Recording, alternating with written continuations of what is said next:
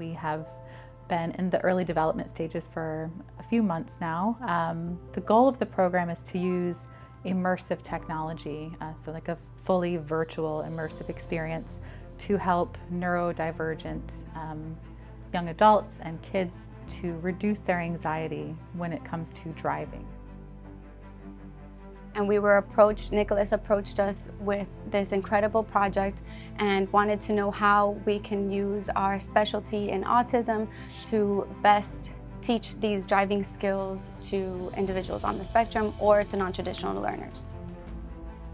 The VR Motion technology is a driving simulator that uses a VR headset, and it is used to simulate driving situations, many different driving situations for special learners, so when they go out in the field to take the actual permit test or driving test, they'll be more comfortable because they've already been through that in the VR simulator. So that's the goal, so they can get their permits and become more independent and drive wherever they would like to. I am so excited for this project because it is the first of its kind. Nothing like this has ever been created or tested out before. It encompasses virtual reality, behavior analysis, driving expertise all in one.